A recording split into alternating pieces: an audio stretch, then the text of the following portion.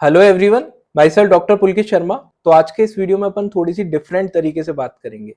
आज के इस वीडियो में मैं कोई काउंसलिंग एक्सपर्ट की तरह आपको एडवाइस नहीं देने वाला हूँ। कट ऑफ इतने चले जाएगी, कट ऑफ उतना चले जाएगी, इस कॉलेज में मिल जाएगा, उस कॉलेज में मिल जाएगा। आज के इस वीडियो में मैं आपको एक डॉक्टर की तरह मैं आपको एडवाइस देने वाला हूँ। जो बहुत बड़ा कंफ्यूजन पिछले कुछ दिनों से स्टूडेंट्स और पेरेंट्स के मन में बना हुआ है। वो कंफ्यूजन क्या है? क्योंकि अगर आप नॉर्थ इंडिया से हो तो नॉर्थ इंडिया में अगर आपकी थोड़ी सी पीछे रैंक है, ठीक है, अगर आपकी 10,000 12,000 से थोड़ा सा पीछे रैंक हो जाती है तो आपको टॉप के कॉलेजेस नहीं मिल पाते नॉर्थ इंडिया में अपने स्टेट्स के। स्पेसिफिकली अगर मैं बात करूँ उत्तर प्रदेश की, राजस्थान की, हरियाणा की, ठीक है, दिल्ली में तो बिल्कुल ही नहीं मिल पाता, कोई सा ही नहीं मिल पाता। इस तरीके के स्टेट्स में आपको टॉप के कॉलेजेस नहीं मिल पाते। तो ऐसे में स्टूडेंट्स को क्या सोचना चाहिए? स्टूडेंट्स के पास में दो ऑप्शन होते हैं। या तो अपने स्टेट का नया कॉलेज ले ले जो भी 1-2 साल पुराना है या फिर अभी रिसेंटली खुला है, या फिर उसके पास ऑप्शन होता है नॉर्थ ईस्ट साइड और साउथ साइड चले जाए, क्योंकि वहाँ पे उनको थोड़े से बेटर कॉलेज मिल जाते हैं, थोड़े से पुराने कॉलेज मिल जाते हैं, जिनका इंफ्रास्ट्रक्चर काफ़ी इम्प्रूव्ड होता है, वो कॉलेज मिल जाते हैं। और दूसरी तरफ उसको अपने स्टेट में मिल रहे हैं नए कॉलेजेस। तो ऐसे में उस स्टूडेंट को क्या करना चाहिए? कन्फ्यूज़न बहुत बड़ा हो जाता है। डिटेल में मैं आपको पूरा समझा दूंगा। एज ए डॉक्टर मैं आपको सारी चीज़ें समझाने वाला हूँ।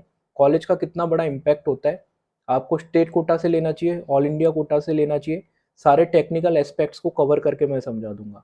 कोई काउंसलर होगा वो आपको इतना डिटेल में नहीं समझा पाएगा, ठीक है, तो मैं आपको काफ़ी डिटेल में मैं समझा पाऊंगा चीज़ों को। तो सबसे पहले मैं बता देता हूँ आपके साउथ में क्या फ़ायदे हैं।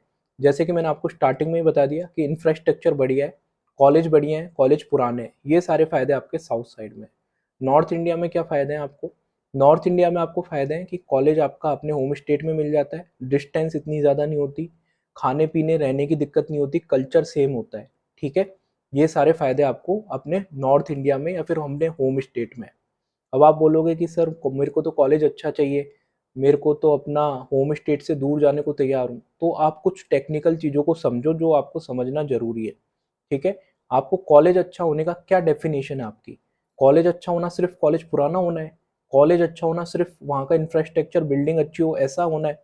या फिर आपका कॉलेज अच्छा होना क्या होता है वो मैं आपको समझाने वाला हूँ। एज ए डॉक्टर के एस्पेक्ट से मैं आपको समझाने वाला हूँ, ठीक है। तो कुछ चीज़ें आप समझना। एमबीबीएस के अंदर जब आप एंटर करते हो, ठीक है, सेम कॉलेज में दो बच्चे अगर एंटर कर रहे हैं तो दोनों बच्चे एमबीबीएस के बाद में जैसे डॉक्टर बनेंगे वो सेम कभी नहीं हो सकता। ऐसा हो सकता है कि नीट के मार्क्स दो बच्चों के सेम हो, सेम कॉलेज मिला हो, सेम कैटेगरी से, पर लाइफ में एक बहुत अच्छा डॉक्टर बन जाए और एक नॉर्मल सा डॉक्टर बन के रह जाए, ठीक है। ऐसा हो सकता है, सेम कॉलेजेस में भी ये डिफरेंस आ सकते हैं, ठीक है। तो आप ऐसे मत सोचो कि आप किसी बड़े कॉलेज में चले जाओगे तो डेफिनेटली बहुत ग्रेट डॉक्टर ही बनोगे, या फिर किसी छोटे कॉलेज में चले जाओगे, किसी नए कॉलेज में चले जाओगे तो बिल्कुल खराब डॉक्टर बनोगे, ऐसा बिल्कुल भी नहीं है। पहली चीज। दूसरी चीज, आपके जब एमबीबीएस में आपका एडमिशन होता है तो एमसीसी का करिकुलम है वो सब लोगों के लिए सेम है, ठीक है। आप कहीं से भी एमबीबीएस करो, थोड़े बहुत चेंजेस होते हैं, टेस्ट वगैरह किसी में ज़्यादा हो जाते हैं, थोड़े कम हो जाते हैं, ठीक है। आपका जो करिकुलम है वो सभी लोगों के लिए सेम है। साउथ से करो या फिर आप नॉर्थ इंडिया से करो, नॉर्थ ईस्ट से करो, सारे सब्जेक्ट सेम होने वाले हैं। अब बच्चों के मन में कुछ डाउट आ जाता है कि सर वहाँ पे पढ़ाई अच्छी होती है, ठीक है। अगर आप साउथ साइड जाओगे तो वहाँ पे बहुत अच्छी पढ़ाई होगी, बहुत अच्छी फैकल्टी होगी। फैकल्टी के डाउट को मैं क्लियर कर देता हूँ सबसे पहले तो। पहली बात तो ये कि आपकी कोचिंग नहीं है ना। जो आपके कोचिंग के टीचर्स आपके लिए एफर्ट्स करते हैं, क्योंकि उनका खुद का फ़ायदा होता है। उनका क्या फ़ायदा होता है कि इस साल अच्छा रिजल्ट देंगे, अगले साल ज़्यादा एडमिशन होंगे तो सैलरी में इंप्रूवमेंट होगा। उनका फ़ायदा है, पूरे सिस्टम का फ़ायदा है कोचिंग के। यहाँ पे मेडिकल कॉलेज में प्रोफेसर्स होते हैं, गवर्नमेंट सैलरी पे होते हैं, आप पास हो आप फेल हो कोई फ़र्क उनको नहीं पड़ता है, ठीक है। हालांकि कुछ प्रोफेसर काफ़ी अच्छे होते हैं जिनसे आपको फ़र्क पड़ता है। मेजॉरिटी में ऐसा होता है कि आपके परफॉर्मेंस से किसी को कोई खास फ़र्क नहीं पड़ने वाला है, पहली चीज़ जो आपको पॉइंट आउट करनी है। दूसरी चीज़, ठीक है, आजकल का जो मेडिकल एजुकेशन में जो सिस्टम हो चुका है ना, आपको मैं बता देता हूँ, एम्स दिल्ली का बच्चा हो चाहे कोई अंडमान निकोबार से या साउथ के किसी से लास्ट कॉलेज से भी अगर वो एमबीबीएस करता है तो वहाँ पे सेम तरीके की चीज़ें वो फॉलो करता है। आजकल ऑनलाइन का ज़माना पूरी तरीके से 100% नीट के अंदर आ चुका है। नीट पीजी के अंदर बात कर रहा हूँ, यूजी में तो ऑफलाइन है, ऑफलाइन अभी भी बड़ा मार्केट है, ज़्यादा बच्चे ऑफलाइन कोचिंग करते हैं, ऑनलाइन कोविड के बाद में कम होता जा रहा है।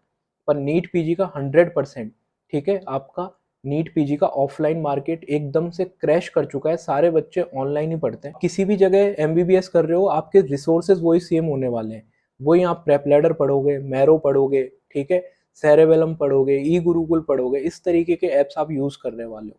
तो पहली चीज़, आप कॉलेज में क्या पढ़ते हो इससे कोई ज़्यादा फ़र्क नहीं पड़ता, क्योंकि आपको लास्ट में सेम टीचरों से ऑनलाइन पढ़ना ही है, सेम ऐप्स का यूज़ करके ऑनलाइन पढ़ना है।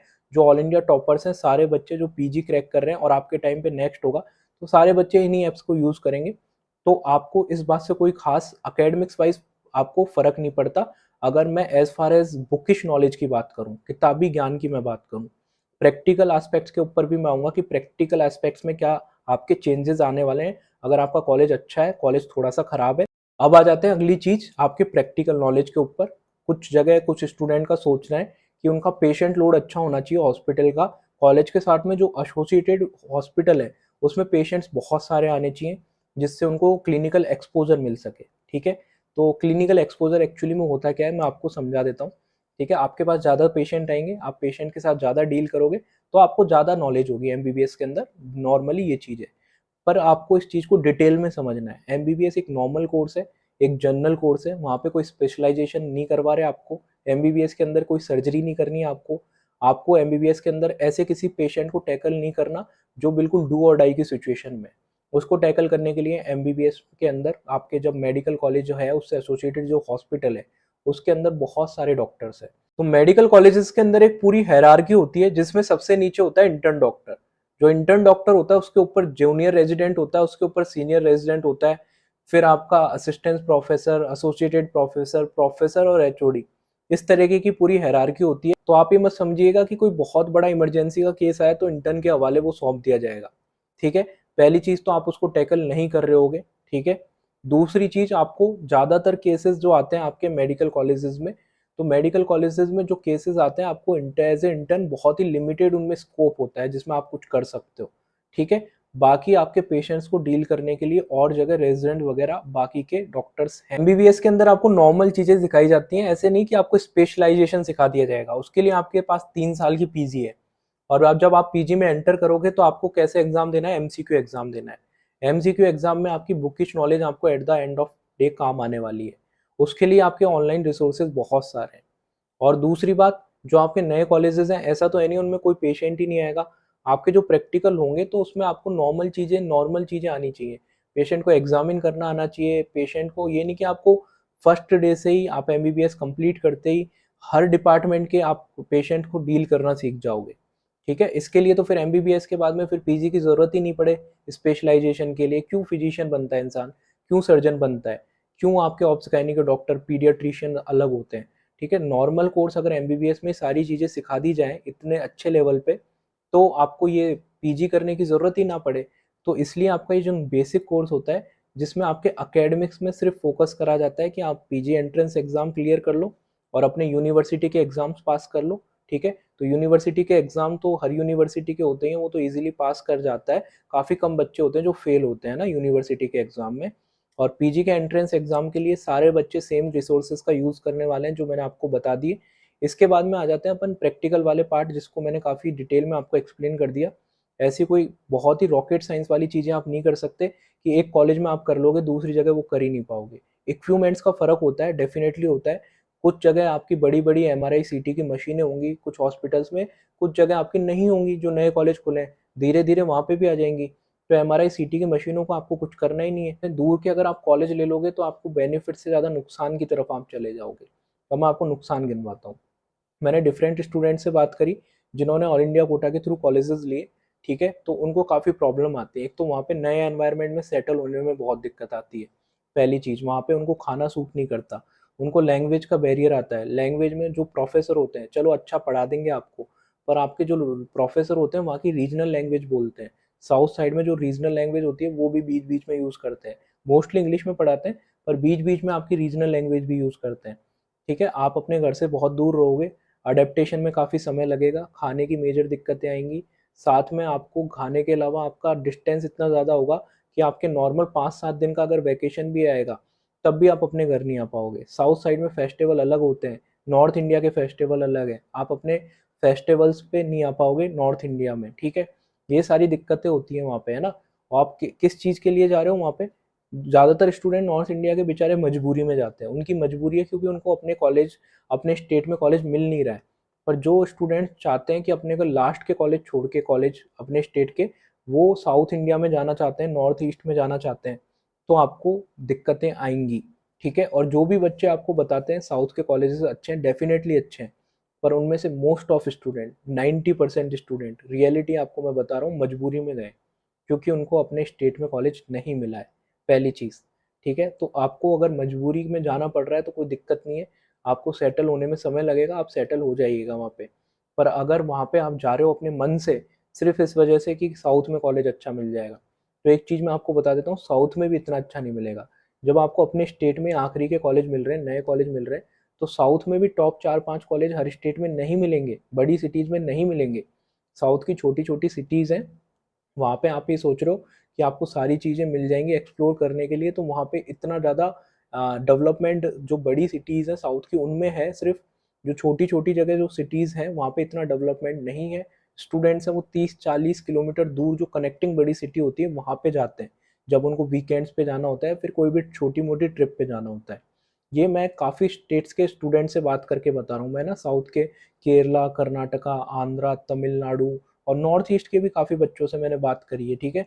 वहाँ पे ये दिक्कतें आती हैं, तो आपके दिमाग में अगर ये है सिर्फ आप एकेडमिक्स के लिए जाना चाह रहे हो, तो एकेडमिक्स का मैंने बता दिया, कोई इतना ऐसा सच रोल नहीं होता है एमबीबीएस के अंदर। आपको नॉर्मल कोर्स होता है, नॉर्मल पेशेंट आपको मिल जाते हैं, हर जगह मिल जाते हैं ना, हर जगह आप मेडिसिन के जो 4-5 केस होते हैं, मेजरली जीआईटी, सीएनएस, सीवीएस, तो इससे रिलेटेड पेशेंट आपको मिल जाते हैं, आराम से मिल जाते हैं हर जगह। आदमी बीमार होता है हर जगह हॉस्पिटल ही जाएगा ना, ऐसा तो है नहीं है किसी जगह अगर मान लो ओपीडी 10,000 की है और किसी जगह 100 पेशेंट की है, तो 10,000 के 10,000 पेशेंट आप देखोगे, 10,000 के 10,000 पेशेंट से आपका मतलब होगा, ठीक है। 100 पेशेंट में भी आपके काम के वो नॉर्मल केसेस आ जाते हैं। एमबीबीएस बेसिक कोर्स है जहाँ पे बेसिक डिजीज को आपको प्रैक्टिकली फॉर्म में सीखना होता है, ठीक है। एमबीबीएस में आपको स्पेशलाइजेशन वाली चीज़ें नहीं सिखाई जाती है, तो बेसिक चीज़ें तो आप किसी भी जगह रहोगे तो वो सीख जाओगे, ठीक है। इसके बाद में आपके पास आजकल यूट्यूब है, यूट्यूब पे आपको सारी फैसिलिटीज़ अवेलेबल है, कोई सा भी केस आप देखना चाहो सब कुछ आपको मिलेगा। ऑनलाइन ऐप्स हैं, ऑनलाइन ऐप्स के सब्सक्रिप्शन लोगे तो आपको प्रैक्टिकल वाले वीडियो भी मिलेंगे, साथ में आपको थ्योरी वाले वीडियो भी मिलेंगे, ठीक है, जिससे कि आप एमसीक्यू भी सॉल्व कर पाओ और अपने यूनिवर्सिटी एग्जाम के लिए भी पढ़ पाओ, ठीक है। कोई ग्रेट कॉलेज में भी चले जाओगे, at the end of day आपको उन्हीं ऐप से पढ़ना है, ठीक है। हर कोई बच्चा इंडिया के अंदर जो एमबीबीएस कर रहा है उन्हीं ऐप से डिपेंडेंट है, ठीक है। तो आप इन सब चीज़ों की वजह से इतना दूर जा रहे हो, ये जो डिसीजन ले रहे हो, आपको स्टेट कोटा के थ्रू कॉलेज लेना चाहिए, rather than all India quota के दूर के कॉलेजेस की बजाय आपको अपने स्टेट कोटा को प्रेफर करना चाहिए, ठीक है। और आप ये सोचते हो कि मेरे घर से अपने स्टेट में भी कॉलेज लूँ, वो भी दूर ही बात हुई, और अगर मैं ऑल इंडिया कोटा में भी लूँ कहीं भी किसी और बहुत दूर स्टेट में साउथ में, तो भी वो दूरी बात हुई, तो ऐसा नहीं है। आप अपने होम स्टेट में आपके फेस्टिवल सेम होंगे, ठीक है, कल्चर सेम है तो फेस्टिवल भी सेम टाइम पे आएंगे। आप होली दिवाली पे अपने घर पे आ पाओगे, आप चीज़ों को मैनेज कर पाओगे। जब आपको जाना होगा, कोई भी आपका फंक्शन हुआ, कोई शादी हुई, कोई इवेंट हुआ, तो छोटे मोटे फंक्शन पे आपको सोचने की ज़रूरत नहीं पड़ेगी कि मैं घर जा सकता हूँ या नहीं जा सकता। वो लोग साल में 2 बार आ पाते हैं मुश्किल से, ठीक है, और वो भी उनमें मेजर फेस्टिवल को मिस कर देते हैं। होली दिवाली आप मिस कर देते हो, ठीक है। अगर आप ऐसी एमबीबीएस कर रहे हो जहाँ पे आप 5.5 साल ऐसी जगह रह रहे हो जहाँ पे आप अपने घर पे भी नहीं आ पा रहे, तो काफ़ी ज़्यादा आपको दिक्कतों का सामना करना पड़ेगा, ठीक है। आप ये सारी माइंड मेकअप कर लीजिए इन सभी चीज़ों को लेके। मैंने आपको रियलिटी वाली बात बताई है, ठीक है, आपको प्रोज एंड कॉन्स दोनों बताएं, ठीक है। हालांकि आपके नए कॉलेजेस में आपको इतना ज़्यादा अच्छा इंफ्रास्ट्रक्चर नहीं मिलेगा, ठीक है, हॉस्टल तो नए बन जाएंगे पर हॉस्पिटल शायद इतना बड़ा ना मिले, पर उसका एज सच आपको कोई फ़ायदा नहीं है, ठीक है। एमबीबीएस फर्स्ट ईयर के अंदर तो पोस्टिंग्स लगती नहीं, हॉस्पिटल में जाना ही नहीं होता, सारा काम कॉलेज के अंदर होता है, ठीक है। एमबीबीएस सेकंड थर्ड ईयर में आपकी पोस्टिंग स्टार्ट हो जाती है, तो मेजरली पोस्टिंग स्टूडेंट जाता है थर्ड ईयर और फोर्थ ईयर में, ठीक है। तो अभी आपके कॉलेज को अगर स्टार्ट हुआ है या फिर पिछले साल स्टार्ट हुआ है, तो अभी आपको पोस्टिंग्स वाला जो इम्पोर्टेंट पार्ट आएगा वो 2 से ढाई साल बाद आने वाला है। तब तक काफ़ी इंप्रूवमेंट हो जाते हैं कॉलेज के, और मेडिकल कॉलेज खुलता है तो एनएमसी के नॉर्म्स होते हैं ना, इतना इंफ्रास्ट्रक्चर जरूरी है, ये चीज़ें जरूरी हैं, तो वो धीरे धीरे डेवलपमेंट हो जाएगा। कभी ना कभी तो आपका एसएमएस जयपुर, केजीएमसी लखनऊ या फिर एम्स दिल्ली कभी ना कभी तो स्टार्ट हुए होंगे, तभी जाके तो वो जीरो से इतने बड़े हॉस्पिटल बने, ठीक है। ऐसा तो है नहीं है कि जो स्टार्ट में पहला बैच होता है वो बिल्कुल ही खराब होता है, वहाँ पे बिल्कुल ही फैसिलिटीज़ नहीं मिलती। आपको इन सब चीज़ों को समझना है और एक राइट डिसीजन लेना है, गलत डिसीजन लेने की बजाय आपको ये सारे प्रॉपर एस्पेक्ट्स के बारे में सोच के एक प्रॉपर डिसीजन लेना है, ठीक है। इसके अलावा आपको काउंसलिंग में कोई भी दिक्कत आ रही हो तो स्क्रीन पे आपको जो नंबर दिख रहा है उस पर आप कॉन्टैक्ट कर सकते हो, जिसमें 2 प्लान है, प्लान ए और प्लान बी। प्लान ए में आपको सारी पीडीएफ्स वगैरह, चॉइस फिलिंग लिस्ट वगैरह मिल जाती है, बॉन्ड की फीस, कॉलेज फीस, सब कुछ आपको मिल जाएगा। व्हाट्सअप असिस्टेंस मिलेगी लास्ट राउंड तक। इसके अलावा आपको और फीचर मिलेगा, डिसीजन मेकिंग में मदद करा दी जाएगी कि कहाँ कॉलेज लेना है, किस राउंड में कॉलेज लेना है, बेटर कॉलेज कहाँ मिलेगा। सेकंड प्लान है, ठीक है, जो सेकंड प्लान आपको स्क्रीन पे दिख रहा होगा उसमें आपको प्लान फर्स्ट के सारे फीचर मिलेंगे, साथ में आपको कॉलिंग असिस्टेंस भी प्रोवाइड करा दिया जाएगा। लास्ट राउंड तक आपके कोई डाउट है तो वो कॉल पे सॉल्व कर पाओगे। ठीक है, आप जो भी इंटरेस्टेड हो वो ज्वाइन कर सकते हो। कमेंट सेक्शन में आपको मैंने और डिटेल्स दे दी हैं। थैंक्स फॉर वॉचिंग, मिलते हैं किसी अगले वीडियो में, बाय।